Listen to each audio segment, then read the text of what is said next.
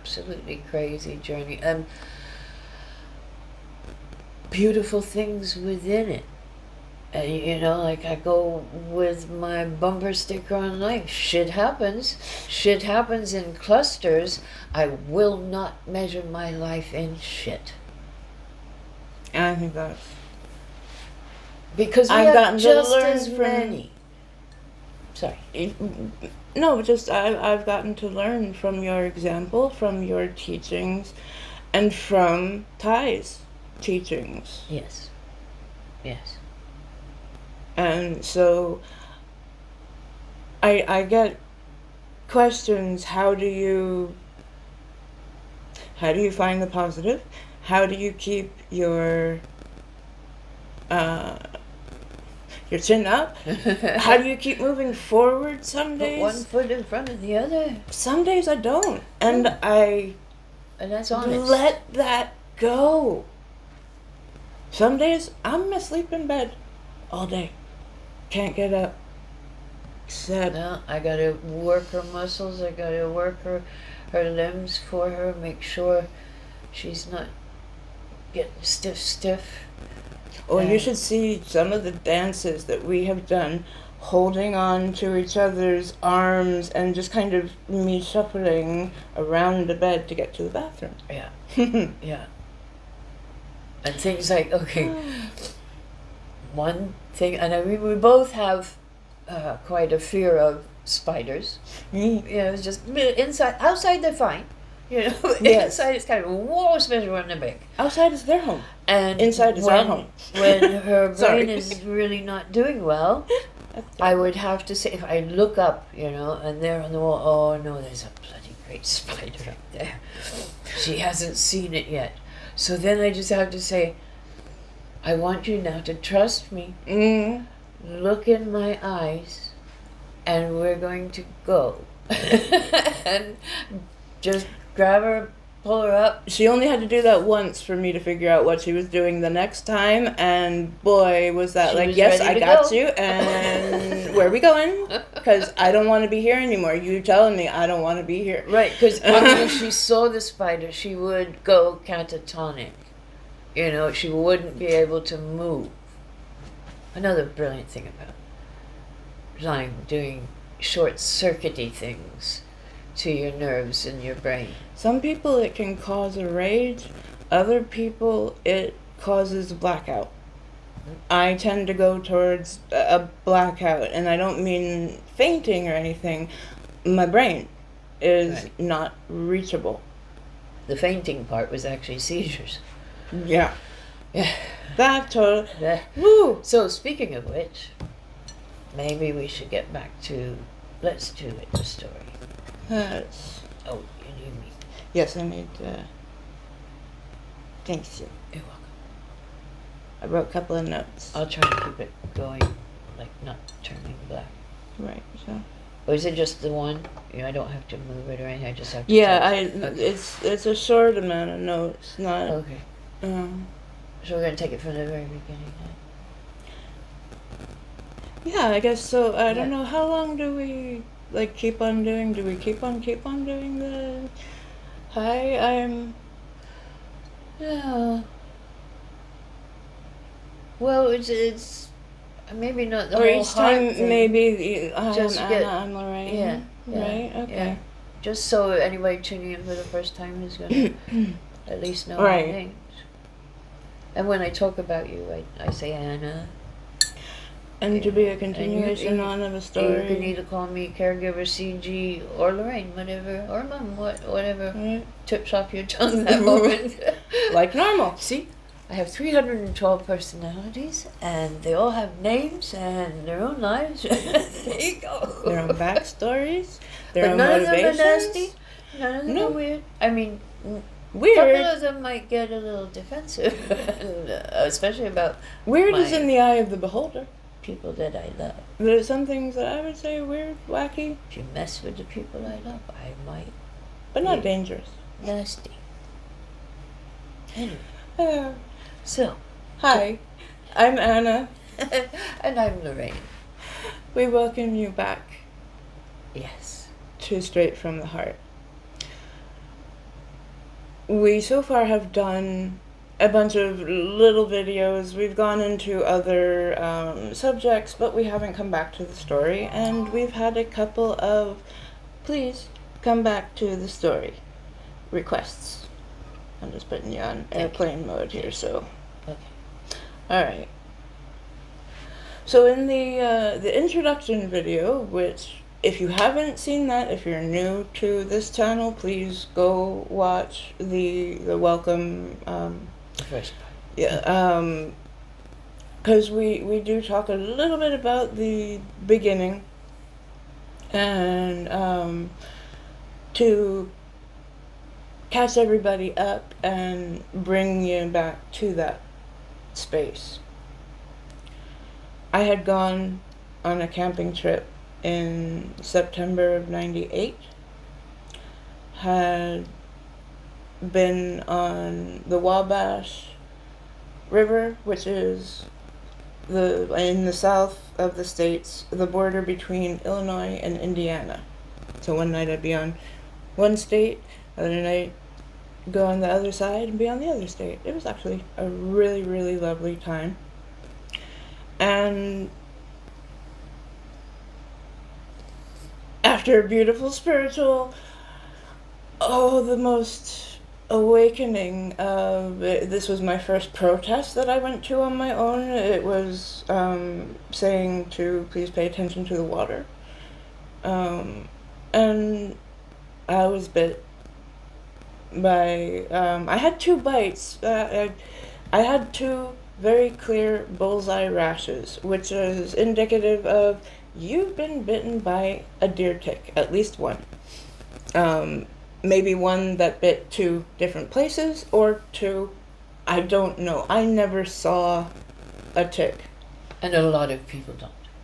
That's a really I never important felt part. that deer ticks. The reason that they get studied by the government is because they have like a lidocaine, so you don't feel a bite. This is specific to deer ticks. Stealth mode. Ixodes scalpularis and Ixodes pacificus. Ooh, So like you said. that's the scientific name. And so you don't feel the bite. And then the ticks have anticoagulants. So they put their, another big word coming for you, hippostome, which is kind of like it's their mouth parts, it's a straw, into the opening that they have made, the little tiny opening. And beyond that, their saliva holds proteins and different signals that shut down the immune system response in all the tissues surrounding the bite. So how do you react to something that you haven't felt? Your body hasn't been told to, intruder, get the immune system going. This is a stealth, it's a stealth pathogen inside a stealth host.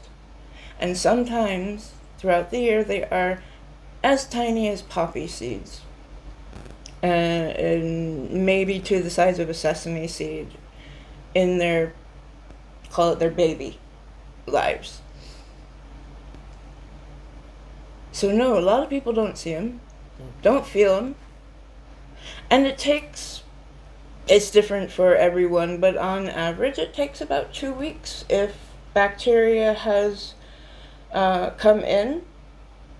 Depends on how much has been allowed to come in. Has that tick been feeding on you for 5 days and you just didn't know it?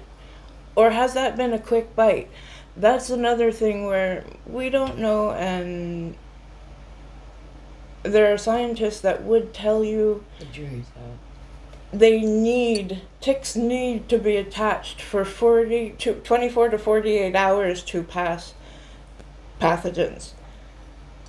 There's many who would argue There against are that. doctors and studies that say no, it can actually be as close as 15 minutes after attachment, because the ticks sometimes have spirochetes in their saliva, not just in their gut. In the gut, now let me tell you, Borrelia is an effing smart little thing. It will start reading the blood that comes down into the stomach. It will adjust its DNA. Say, what mammal am I coming into? And what are the best ways that I can set myself up to live a good life off of this host? And hopefully not deplete them completely, because host dies, they die. They don't want that. They want to feed off of us for as long as possible.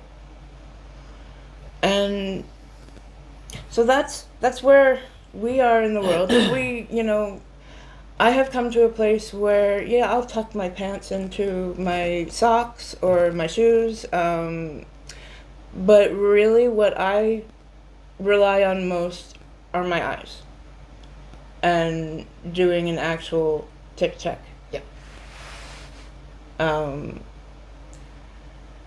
Thankfully, we know a lot about the way ticks operate. They usually are coming from either the ground or low to the ground. So they're usually trying to climb up as high as possible until they get caught in something. If they don't drop down, though, isn't there some instances sometimes where they can be like up on a tree. Yeah. That would let me tell you, that's a feat for a tick. Right. That's days and days. But wearing a hat helps. Wearing a hat helps. And checking through your hair. Yeah. And just eyes. They're the best thing. A second pair of eyes helps too. Oh. Yeah. That's 100%. Yeah. So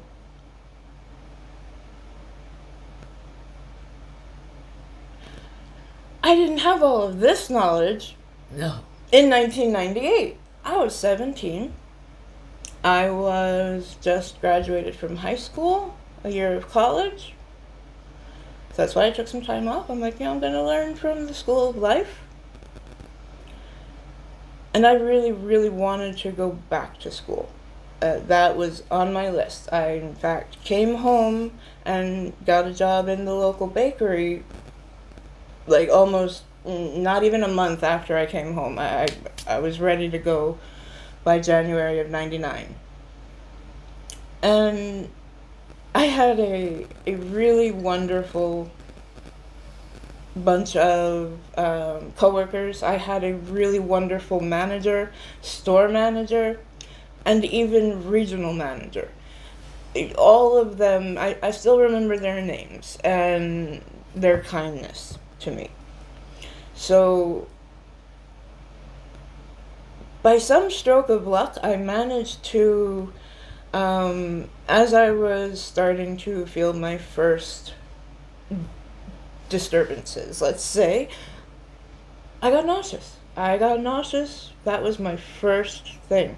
I would wake up by 7 in the morning, my stomach being the one to wake me up. And it would be like, run. You need to run right now to the bathroom. There's a difference between being queasy. You're just a little like, you don't feel good. Nauseous, you are going to throw up. It's unfortunate. And throwing up, I would have told you even before this, is one of the worst things in the world to me. Nobody likes it. Nobody likes to throw up, no. And I mean, now, think about throwing up every day for 6 months straight. Exerting the muscles in the torso, pushing things out. You'd be sore all the way around to your back. And I was. And then it became hard for you to move. But to me, it was like, okay, this everyday, constant throwing up, this warrants going to my doctor. And I had, we have country doctors where we live in Washington. Yeah. We have, and sometimes, they are wonderful. If you have an elder who needs to be handheld through the last stages of life, this guy was He was very good. one of the best at that. Yeah. Um, But being proactive, no, he wasn't. No. And really, country doctors are on the front lines with Lyme. I really, really would like them to pay a lot more attention. You'll find it's different in the different states. Yeah. Whether, and unfortunately, they'll tell you, well, we don't have a lot of Lyme out here. How many times did we hear that? I've heard How that. many times did we hear that over the years? If we had a many. nickel, yeah. When I first started looking up stuff about what was going on with me, and then I landed on a Yale website that described the 3 stages of Lyme disease. I printed this up. I checked off every single symptom of the first stage and several of the second stage. I took that downstairs and I showed it to Lorraine. I said, I think I'm in the second stage of Lyme.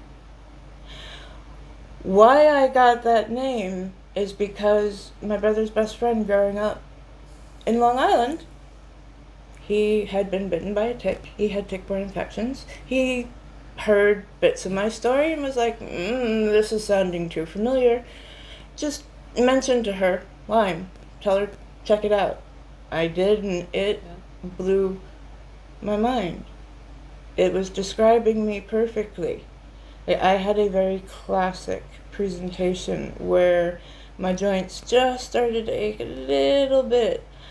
Mostly I thought I just had kind of a cold at the tail end of the trip, and when I was still back east, still traveling, because September, coming home in December, that's a long time of being around. I was visiting family, I was going on that trip. I was visiting my grandparents in Canada.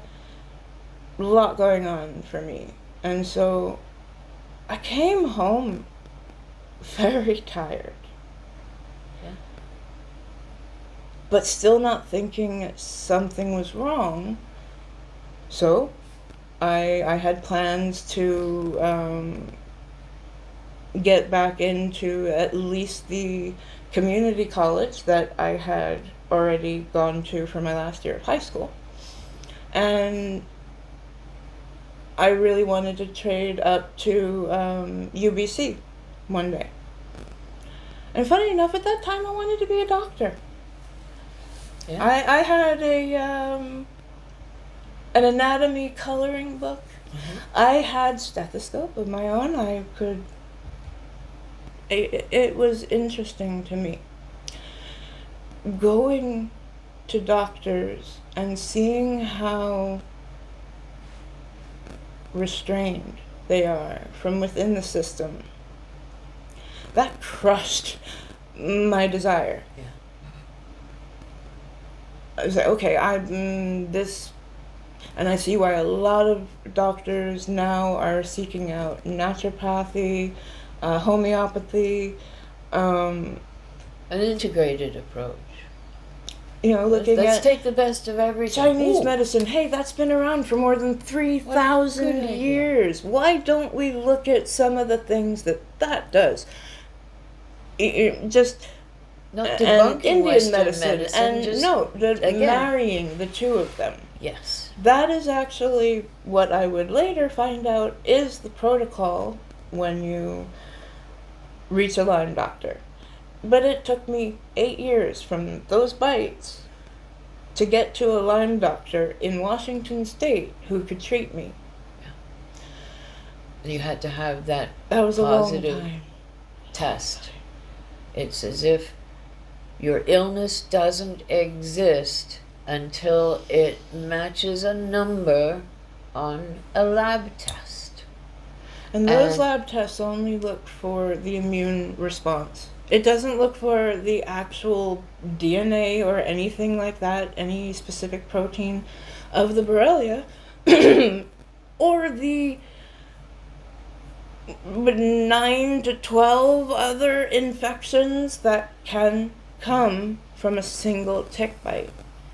Especially where I was, I was diagnosed with 4 things right off the bat, and that was just a clinical diagnosis. So I went from nauseous, just so nauseous all the time that I still would go into work all the way up to May 31st of 1999, and I just happened to hit my 6-month that very day of going into work. And so my insurance started to take hold, because before that I was on my stepdad's insurance, and it was good, but the insurance from local grocery that was good insurance, yeah. was a really good insurance, and like I don't remember getting bills while I had that. No, that was good. Like I didn't have to pay for the ambulance, because I had passed out after I had thrown up in the back of the bakery, and The back room of the bakery. the back room of the right? bakery, Yeah. I had to have a coworker finally come back, check on me, and why aren't you coming out?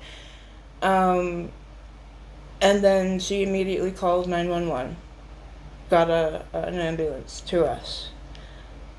Basically, the next thing I was remembering were lovely men that were very polite, and then I have flashes of being wheeled out, the drive, and that was the first time I was in the hospital for like an overnight stay. It was scary, but thankfully, at the time,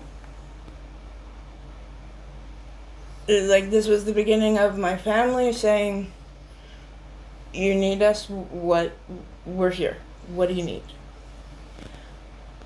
My dad would come to the hospital all the time. I mean, he would make 3-hour trips just to be with me for a procedure. You were there at the time, but you were also preparing to go to a trip to visit your family. Right, my mother was ill back in Ontario, Canada, and I really needed to go back and see her. So she wasn't doing well, but again, we were not at a really, really bad place yet. And so... Still trying to figure out what was going on with my stomach. Yeah. Not thinking about all the other things that are happening. We were just throwing up so much that why wouldn't we concentrate on that? And for almost 2 months. Almost, yeah, I was gone. You were up in Ontario, and so that was a lot of my, I would go to my doctor on my own. I, just had gotten my license, and so, I was trying to take care of it on my own. I was trying to be an adult. I was 18. You're doing really well, honey. Really well. Thank you. But during that hospital visit, during those, they started to keep psychological notes, and I didn't know it. They started to have some of more bulimia style questions. No way could I possibly be so sick that I was throwing up for half a year. In their minds. Yet I was. I went through, people asked, "Are you pregnant?" No. I went through a lot of tests, but turned out to be not the right ones. And I ended up back in hospital while she was gone. And at this time, I'm still finding my voice. When in hospital, they slip me on antidepressants and tell me these are just sleeping aids. And you should continue to take them when you're at home because you need sleep. You really need to rest. That's how they presented that to me. You came home a couple weeks later because it had to be enough time that I was taking those. Because I didn't yet have the sense to question a doctor's orders. You actually do have every right to question any doctor's orders. You're the one who's gonna say, "I agree." And in Ontario, I had people questioning me, because I was desperate to try. I needed to get back, and I needed to get back fast. When I found out things were really going south, my mother had stabilized, everything was all right there. Then people started saying, "Oh, but you should let her handle it on her own. She needs to be you guys are too close." What? Yeah. And it really confused me as well. But finally, I managed to get home. I come upstairs. I have to say this. I come up the stairs and we're in an A-frame on a lake. It's a beautiful little place. But when you come up the stairs, there's no banister or anything like that. You just kind of come up the stairs and your head appears. Your head, and all I saw was her head, and Right. I so wanted her. I so wanted to be in her arms. I was at a terrible, terrible time. I saw her.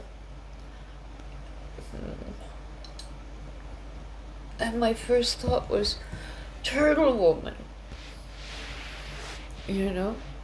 My daughter, my Sagittarian, outgoing, I'll talk for myself, daughter, was so far retreated into herself and in pain.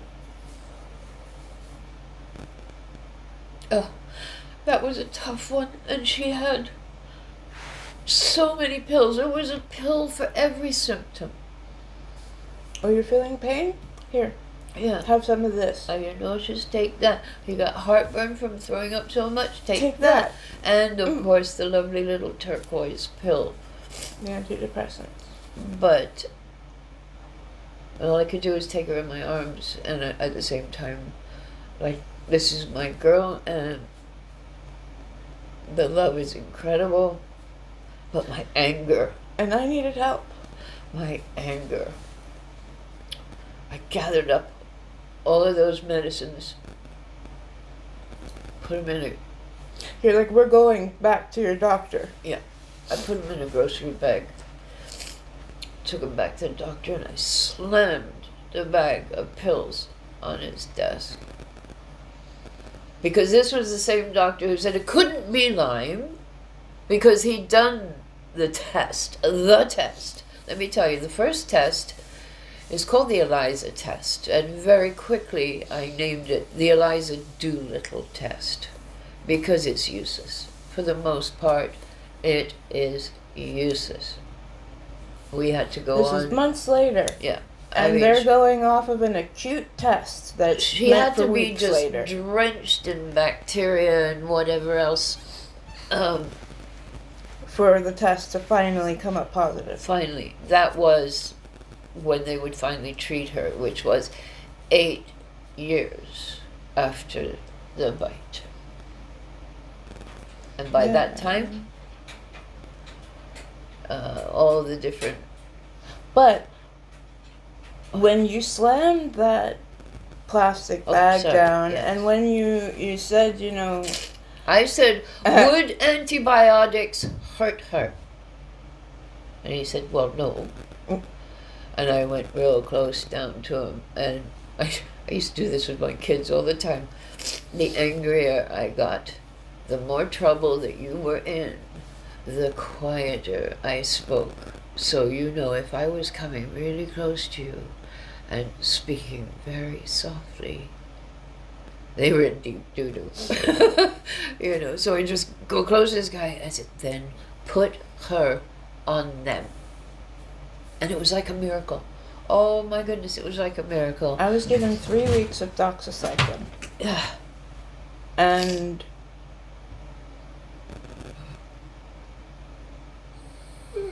after the first week, I believe it was, that was the first time I finally felt the nausea ease up in 8 months. She ate something. Oh. I started to just sweat a little bit, so I had to put up my hair and... Whew. You okay in that chair? For now, yeah. I'll probably just go change afterwards. Okay. But I don't have a show tonight, so I can do that. Hi, puppy. Not sure if they can see you. You can see the points of your ears. Yeah, maybe or maybe the top of your head. He's a good girl. And a service dog. She's a beauty. Yes. I have some video of her actually doing just a little bit of training, basic training work. And I started to take a video of when I asked her to go inside my I hadn't done that in a long time. My fault. And we've only just recently come back to the holding something in her mouth training. Like, I'm gonna hold something and bring it into another room for you kind of thing. So, I just basically wanted to see where she was at, and she wanted to pick out everything but what I wanted her to get. Right. It's like now she's going to chew on one of the noisiest things to chew on.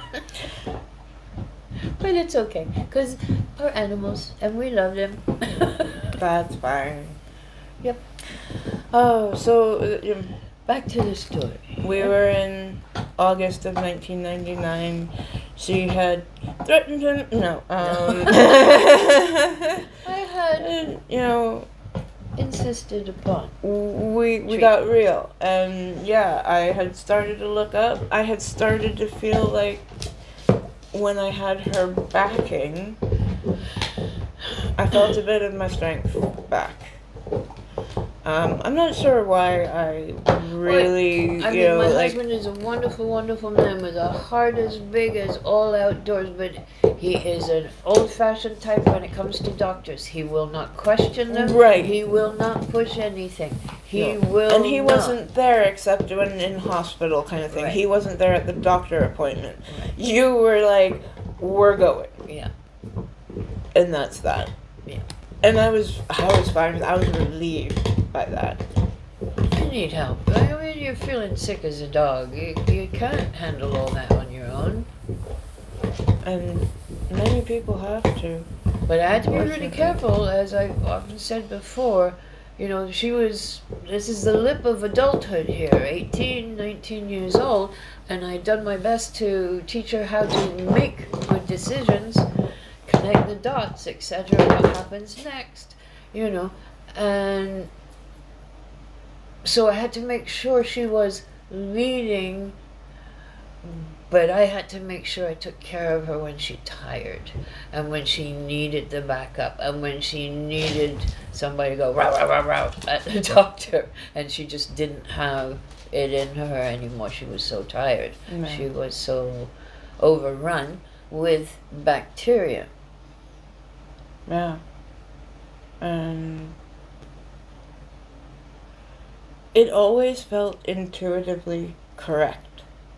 Like, when I first read the Yale page, when my brother's friend talked about his experiences, and was like, yeah, whoa, okay, yeah, know what that's like, yeah, okay, checking off all boxes of, so I actually, I went online, and I was okay being the researcher because I can do that. And when my brain is on, that's she's when best all at. these lovely scientific words come out of my mouth, and I can give you a nice full account of years ago. And like I show sometimes in that bad day video, I can only show you how I sleep. And even as today being a decent day, I have to let you know that at the end of doing any of these videos, she is out of spoons, exhausted. Yeah. Exhausted, often sweating through her clothes and just needing to get Like help I'm doing. getting changed and go to bed. Go to bed for a little while to reboot. That's always seems the reboot. You know, even if it's only a 20-minute cat nap, right? Yep. But anyway, I get ahead of myself in this, and we go back to... It's just, okay, so I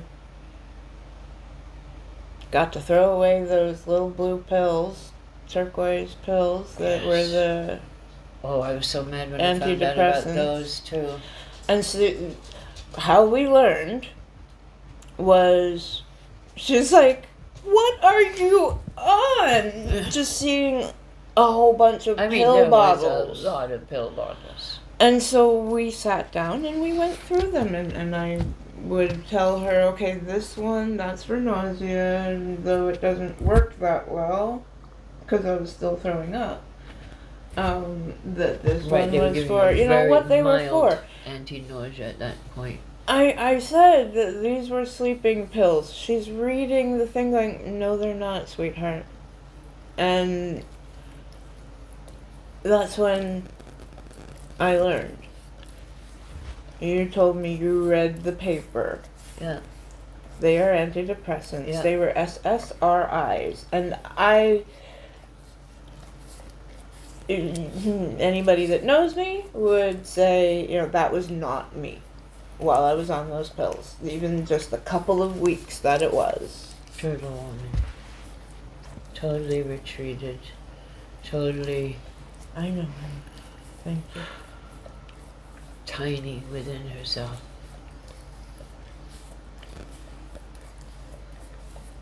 Yeah, a puppy knows you're sweating. Yeah. Puppy says, hey, your heart rate's going. Yeah, She's one of the great things about her, she really keeps tabs on Anna's heart rate. You know, and she has different ways of telling her, you take it from there, it's your dog. When she was 4 months old, she taught herself that you're not right when you either smell like this. It's something that she can detect with her nose, her senses, that she'll know when I am not well before I tell myself. And so she started to body check me. And not, you know, hard, just love taps. Hey. But I was like, you know, let me do a check. And I wear this strap because, and I have worn this and others for years, to keep a cursory eye on my heart rate. And every single time she was right. She would do that nudging of me or get really insistent. Sometimes it would be a paw on my knee if I was already sitting down. But, you know, I don't know how much you saw there, but you insisted, and I was just trying to slow my voice, slow it, because these are hard memories to go through. There are going to be abusive doctors that I will tell you about. I'm not going to say anybody's name. Yeah. I'm not. This is just a patient's experience. And their families' experience as well. So,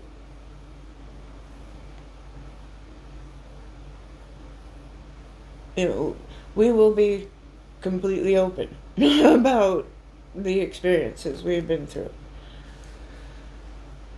We are not looking to pull anybody down. No. Because while there are some doctors done some horrible things to me, that was years ago. And there have been some doctors who they're in the family. They've been so good. They've been so good. For our last primary care. Well, was Dr. the best Murakami, doctor I think I ever had. And yes, there are some names that we will say because they are public. Yeah, because they are public personalities. Yes. And they do... they do websites, they do videos, they do seminars, they go out and talk in the medical world. Dr. Murakami gives his phone number out on Facebook. Who does that? He tells people that there's this lovely man. Okay, so Dr. Murakami was the very first doctor, Lyme doctor, that I was told about. And that was in 2001. Well, later 2000 that I was told about it. And so, okay, I'll just kind of bring you up to then.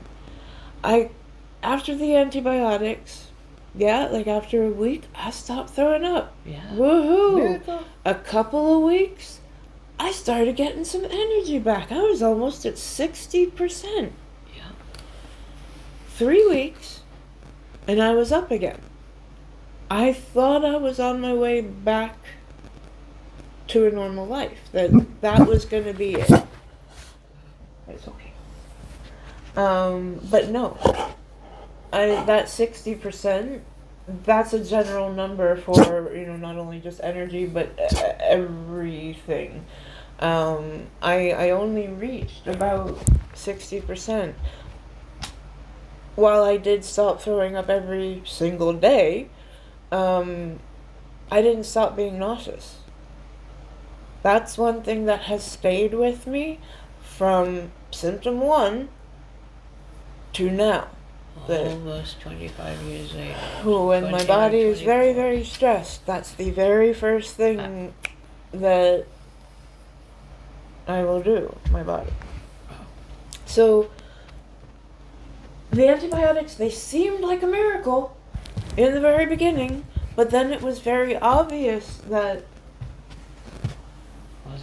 it wasn't enough. Percentage of people who either never get the bullseye rash, or perhaps it was in their hair, but somewhere where they didn't see it and someone else didn't see it. More than 50% of patients never remember a rash. Like I said, I am lucky. When I was still in Indiana, I actually had to get taken off of the river almost into the 2 weeks. I think it was around 10 days. It was just a bit before. I could not make it those few extra days because my back was hurting. And it didn't hit me until years later that a 17-year-old's back should have been just fine on a canoe for 2 weeks, 2 weeks, yeah. Why was my back hurting? There are things that you don't register until afterwards. You're looking back on how everything has gone. Like, sometimes doctors would be so callous, so mean. I wouldn't know what to say. And oh boy, after that appointment, like I would have everything to say, but at that time, it's crushing. It's really, really crushing to be told that you're making too big a deal out of this. You're a pretty girl. You're still young. I was told by a nurse I should just have babies. I had found a group online that were able to say that yes, we relate. We relate so much to your symptoms, to the way that they came out. There is a very general outline to getting Lyme, that to getting Borrelia, etc. To everybody sort of looks like each other, but doesn't at the same time. Because every patient can be their own individual cocktail of infections, parasites, viruses, bacteria, and all that sort of stuff. Mm-hmm. And then also, but there is a commonality of the suffering. Immune system, body, how healthy they are in the beginning. Right. You know, I was a girl who went and chopped wood as one of my chores. She was very strong. I was healthy, strong. And they'd always say, well, how was she as a baby? She was perfectly healthy when she was a baby. Perfectly healthy.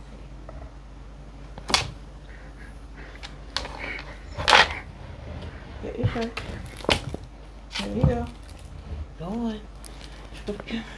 I mean, pay attention. I know. Almost done. And the group just told me about Dr. Murakami. And at that point, he was a 3-hour drive north. Sure. In Canada. We'll take that. He was in Hope, BC, Canada. The town of Hope. It couldn't be more apropos. Nestled in the mountains. You're just coming out of the mountains when you're going across Canada there. Yeah. And he was a lovely man. He came in on a Sunday to talk to us. Didn't charge us a cent, but talked to us for over 2 hours. Yeah. Examined her every which way. I had a 7.5-page letter written that he very patiently listened to. And let me tell you, a lot of doctors, they'll take the letter. They're like, yeah, I'll read this. Yeah, sure. Yeah. Not many will sit and listen through the story. If you find one of those, that's a sign. And you know, we are still in contact to this day. He gave me a diagnosis, clinical diagnosis at the time, of Lyme disease, Borrelia burgdorferi.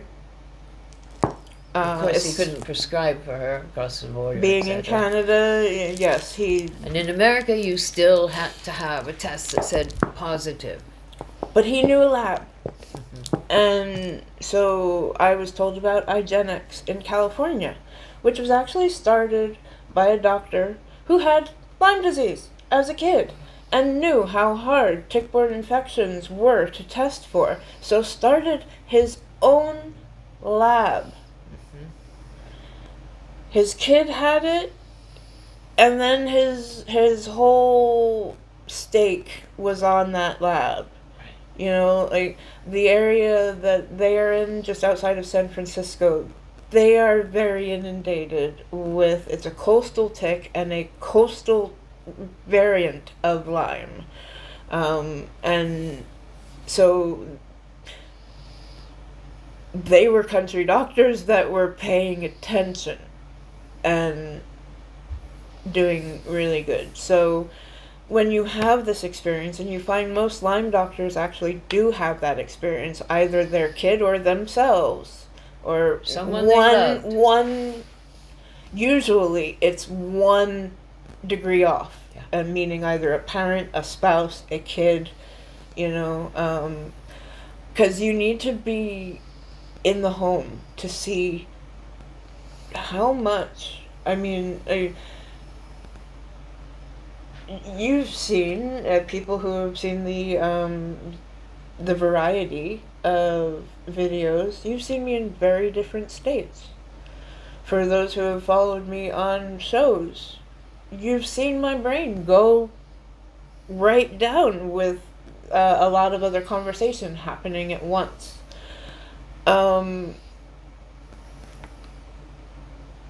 But it's not something that's very obvious. And, so the whole, the name of invisible disabilities becomes very important.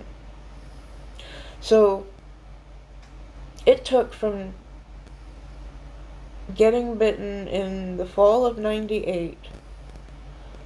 I saw those rashes in October of 1998. Took until 2001 to get that clinical diagnosis. And then it took another 1.5 years to save up the money to do is a couple of different tests that you need as a Western blot. The next test that you get after the Eliza Doolittle. And I was glaringly positive. Like, I was CDC positive. I had 5 bands lighting up on my original, my first Meaning Igenix that bacteria was in every system of your body. It was starting to affect my nerves. And that's where things would go really, really downhill. But that's got to be a story for another time. Because you think today was all over the place? That's where Just we're going, wait. babies. All over the place. We're going there. We went Hope there you can physically, mentally, spiritually. Hold on for the many ride. Places, many places. Yeah. But we're still here. Cheers to that. Still walking. You wrote a song. I actually did, funnily enough. All right. All right. Thank you very much for listening. Good to be with you. Namaste.